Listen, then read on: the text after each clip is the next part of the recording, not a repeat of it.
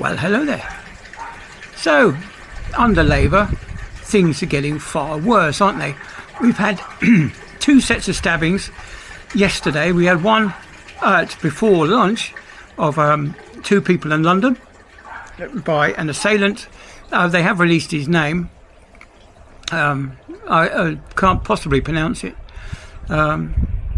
But fortunately, some young man stepped in and saved these 2 young ladies.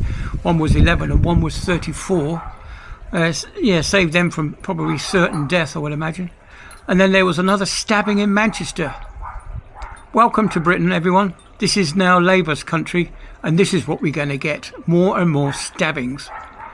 I won't speculate about any of the stabbings because I haven't heard much to speculate about. Yes, Elon Musk is having a good old go at Kier Starmer, TTK as we like to call him. He's also having a go at useless Hamza, or should I say Hamza useless, having a good old go with him as well. Now, we do have free speech in this country, but we don't have hate speech in this country. And what Kier Starmer wants to do is he wants to remove that free speech, and he wants to make it now illegal for you to make any kind of comment online. So bring it on, take me to prison, I need the dentist. And that's the only way I'm going to see a dentist, I think, is when I do a bit of time. And to be honest, I don't give a damn really. I'm at the end of my career, so a police record won't really dent it much, really. So bring it on. One of the friends of the channel, should I say,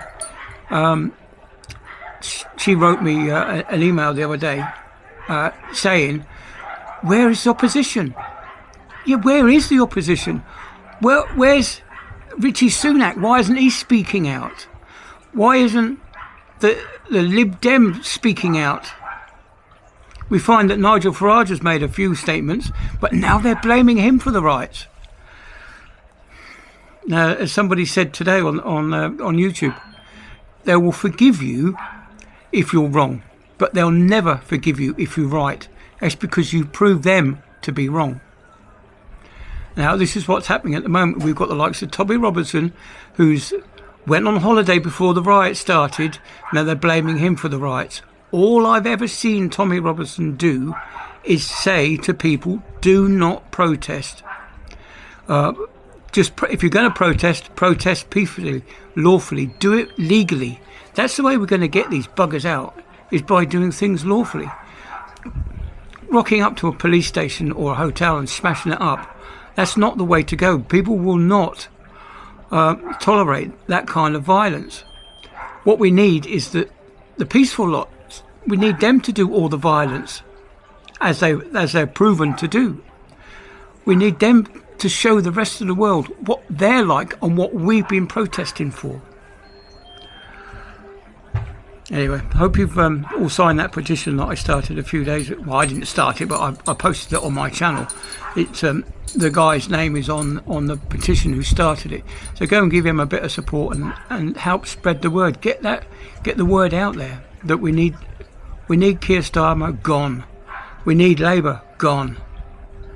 And this is what happens. Only 80% of the population don't vote for him. 20% voted Labour, and this is what we've got.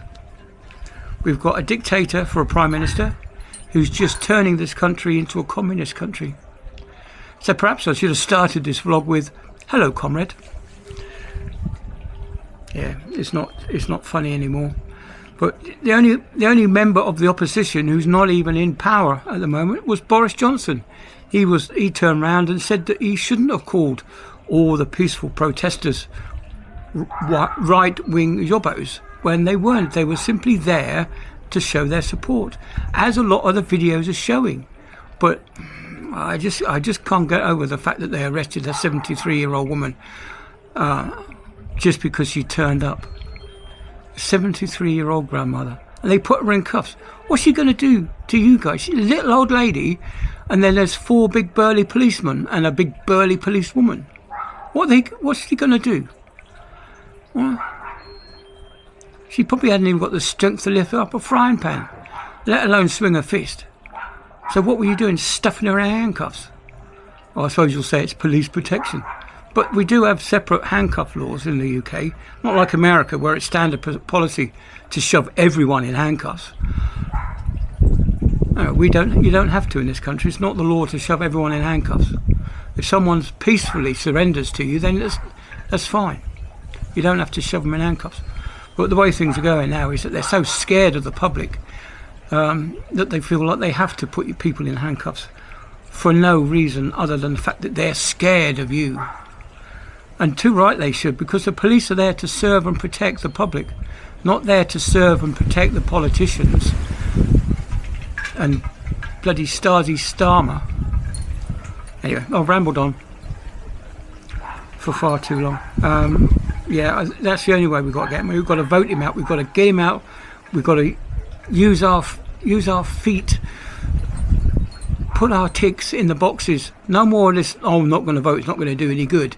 Because not voting has proven what good it does for the opposition. The people you don't want in power have taken advantage of that.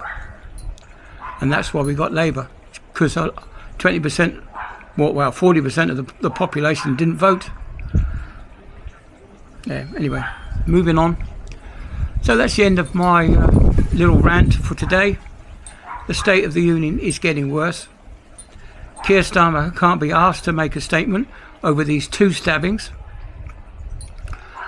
And when he does come out to lay a wreath at some memorial place in Stockport, he just threw his flowers down and legged it. None of this, I want to speak to the community. No, he just threw his flowers down, quick U-turn and buggered off. Yeah, absolutely appalling. I don't think we'll hear him condemn the stabbings, do you? But he'll condemn the protests of people protesting about stabbings. He'll condemn them, but he won't condemn the stabbers. Anyway, moving on. That's the end of it. I'll see you later. See what disasters happen tomorrow. Okay, bye then.